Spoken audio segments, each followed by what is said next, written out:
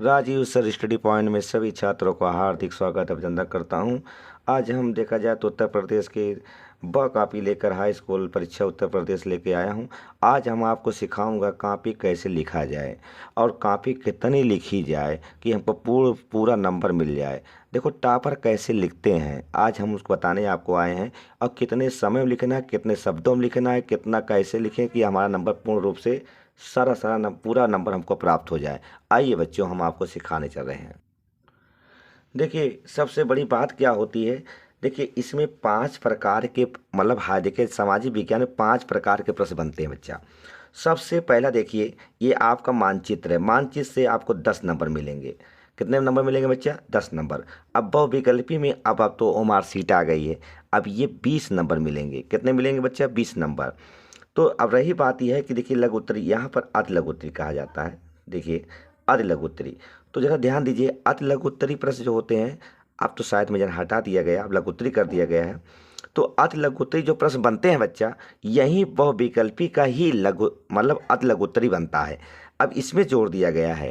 ठीक है बच्चा, बात एक ही है।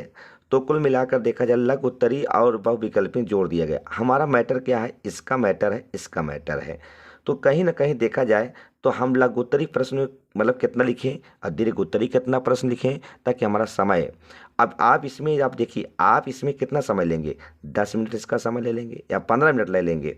बहुत ज़्यादा इसमें 20 मिनट लेंगे। कुल मिलाकर आपका 35 मिनट आपका इस जो समय है, 35 मिनट का समय आप इसमें दोनों में ले सकते हैं।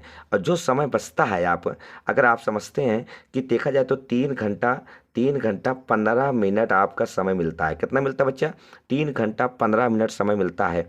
तो 15 मिनट आपको कापी आपको पेपर पढ़ने के लिए मिलता है। तो आपको 3 घंटा मिलता है। अगर 3 घंटा में आप 35 मिनट में इसको आप कर ले रहे हैं, तो 100% है लघु उत्तरी और दीर्घ उत्तरी प्रश्न पर्याप्त समय है बच्चा। और देखिए अगर ऐसे कापी अगर आप बना ले, मानसिकता बना ले, तो 100% टॉप करने में बहुत बड़ी दिक्कत नहीं है।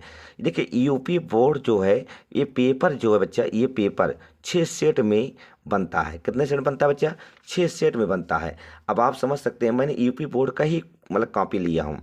तो आप ज़रा ध्यान दीजिए, यूपी बोर्ड का 6 सेट बनता है। और किस जिला में कौन सेट जाएगा ये किसी को पता नहीं होता है, और इसमें घबराने की बात नहीं है। तो आइए हम बात करते हैं। आज हम लेके आए हैं आपको दीर्घ उत्तरी प्रश्न। कौन सा बच्चा? दीर्घ उत्तरी प्रश्न। जरा ध्यान दीजिएगा, दीर्घ उत्तरी प्रश्न क्या है। देखिए दीर्घ उत्तरी में हम लोग क्या गलतियाँ करते हैं।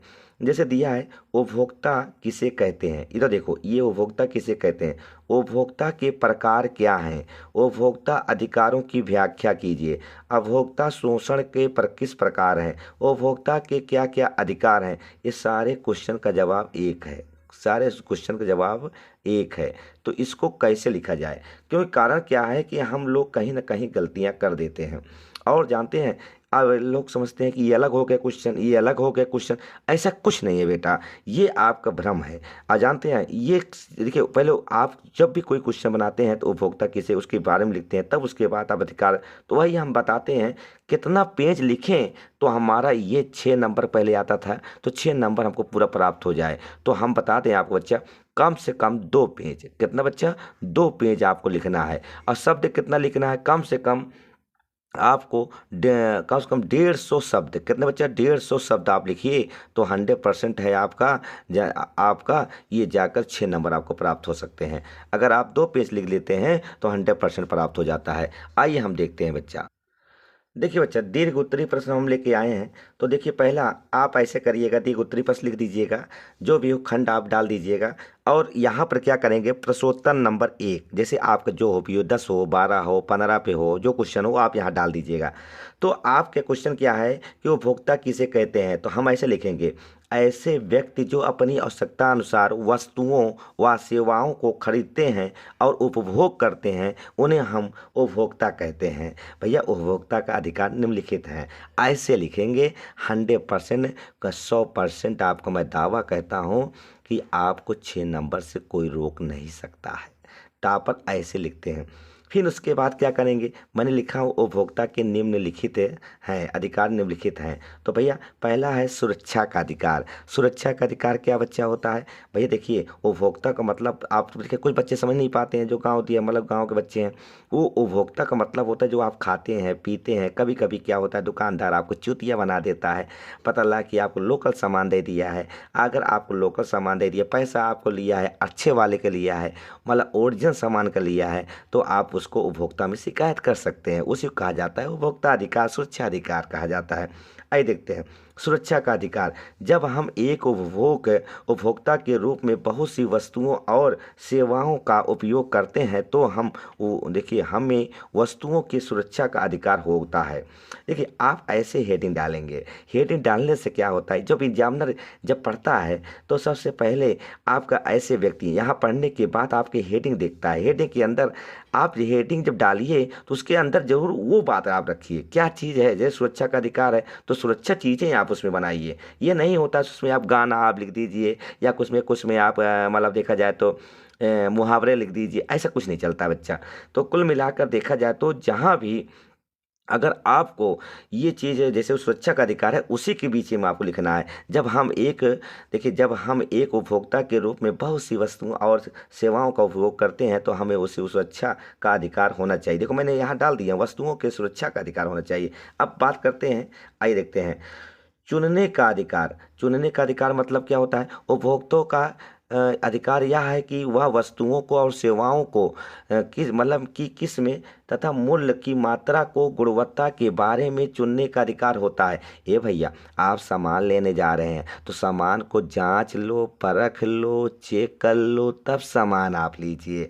वही कह रहा है चुनने का आपका पूर्ण अधिकार है। एक सामान नहीं पसंद है दोबारा निकलवाइए, दोबारा तिबारा निकलवाइए, ये आपका काम होता है बच्चा। ये उपभोक्ता का जानने का अधिकार है। ये नहीं कि पता लगा कि जोन पाए आप तुरंत आप चालू कर दिए। ये भैया हमारा कहना क्या है कि आप कोई वस्तु लेने जा रहे हैं, पैसा देने जा रहे हैं तो जांच परख लो तब आप लीजिए। इसी कह रहा है चुनने का अधिकार कह रहा है बच्चा। अब बच्चा ध्यान दीजिए सुनवाई का अधिकार। हर उपभोक्ता को यह अधिकार है कि उपभोक्ता के हितों में जुड़ी विभिन्न संस्थाएं उन्हें आवश्यकता की पूर्ति करता है तथा उनकी आवश्यकताओं को पूरा ध्यान दिया जाता है। भैया सुनवाई का भी अधिकार है। आपने अगर कोई आपको चूतिया बनाया हो या आपको कोई मतलब गलत मिला है तो 100% उसके ऊपर आप सुनवाई का अधिकार कर सकते हैं। शिकायतें शिकायतें कैसे निपटाया जाए, आइए हम बात करते हैं। देखिए हम बात करते हैं शिकायतें कैसे निपटाया। हर उपभोक्ता को यह अधिकार है कि वह जब उत्पादों द्वारा शोषित हो अथवा ठगा जाए जाए तो उनकी शिकायत की जाए। भैया कभी कभी क्या होता है आपको पैसा दिया है जानते हैं ओरिजिनल सामान का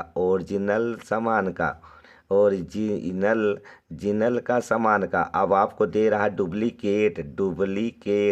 ये भैया देखा हम थोड़ा से बताएं आपको, ये हिंदी मीडियम पढ़ा रहा हूँ। अंग्रेजी मीडियम में क्या होता है बच्चा, थोड़ा से उनको देखिए अंग्रेजी वाले हिंदी पढ़ सकते हैं मगर हिंदी वाले अंग्रेजी नहीं पढ़ सकते हैं बच्चा। क्योंकि कारण क्या है हमारा भारत देश में उत्तर प्रदेश में सबसे ज़्यादा हिंदी मीडियम वाले छात्र हैं, इसीलिए मैं इसको लेके आया हूँ। उत्पाद तो आप ऐसे हेडिंग डालेंगे सुरक्षा का अधिकार, चुनने का अधिकार, सुनवाई का अधिकार, शिकायत निपटाने का अधिकार। ऐसे डालेंगे एग्जामिनर खुश हो जाएगा और देखेगा हो बहू। अब जानते हैं इसमें खुश हो जाएगा, 6 नंबर से कोई रोक नहीं सकता है बच्चा आपको। अब देखिए उपभोक्ता शिक्षा का अधिकार।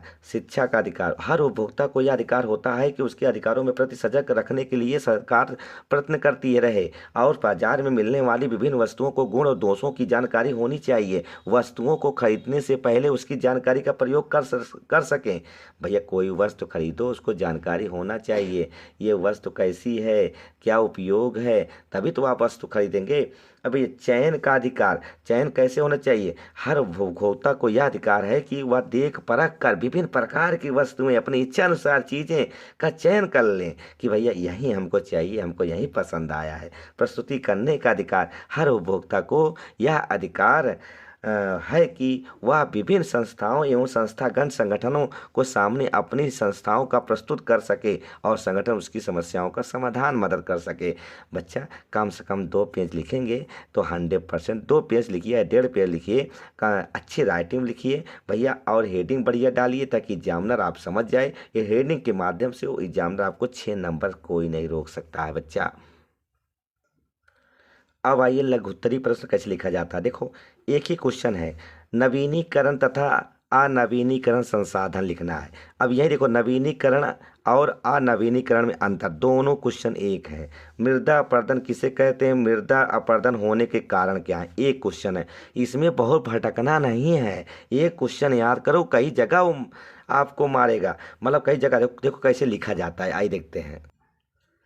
देखिए प्रश्नोत्तर नंबर दूसरा, नवीनीकरण संसाधन, ऐसे हेडिंग डाल लीजिए, वे संसाधन जिन्हें भौतिक रासायनिक, तो देखिए रासायनिक या यांत्रिक प्रतिक्रिया द्वारा नवीकृत या पुनः उत्पन्न किया जा सकता है, उन्हें हम नवीनीकरण योग्य अथवा पुनः काम में योग्य बनाना या बनाया जा सकता है, इसे नवीनीकरण योग्य संसाधन कहा जाता है। जैसे सौर ऊर्जा, पवन ऊर्जा, जल ऊर्जा। हे भैया, जिस इसमें क्या होता है, वे संसाधन जिसका हम पुनर्निर्माण कर सकते हैं उसे हम नवीनीकरण संसाधन कहते हैं। अनवीनीकरण, देखिए संसाधनों का विकास एक लंबे भू वैज्ञानिक अंतराल में होता है। खनिज और जीवाश्म ईंधन इस प्रकार के संसाधनों के उदाहरण, इनके बनने में लाखों वर्ष लग सकते हैं। ये भैया देखिए जैसे कोयला है, अब कोयला तो भैया देखो जब खदान खत्म हो गए दोबारा, अब कहीं पहाड़, अब हो सकता है पृथ्वी पलट जाए या भूकंप आ जाए या कोई ऐसे करोड़ों वर्ष लग सकते हैं, लंबे अंतराल लग सकते हैं। डीजल डीजल हुआ, पेट्रोल हुआ, ये लंबे समय लग सकते हैं। तो भैया इतना ना अगर ऐसे बढ़िया सजा देंगे तो 100% है। पहले 3 नंबर आता था लघुत्तरी प्रश्न, हो सकता है आपकी बदल जाए, आपकी यही जाकर ये 4 नंबर हो सकता है। ठीक है, तो इतना आप लिख देंगे 100%, कोई 100% मेरा गारंटी है कि 4 नंबर से आपको कोई नहीं रोक सकता है। अगर मेरा ये वीडियो अच्छा लगे तो हम जानते हैं लाइक कर दीजिएगा, क्या करिए भैया, लाइक और सब्सक्राइब कर दीजिएगा, क्या करिए भैया, सब्सक्राइब। आप और कमेंट करिए, अगर अच्छा ही लगे तो हमको बताइए ताकि अगला हम वीडियो डालें। कमेंट के मारे बहुत बहुत धन्यवाद प्यारे बच्चों।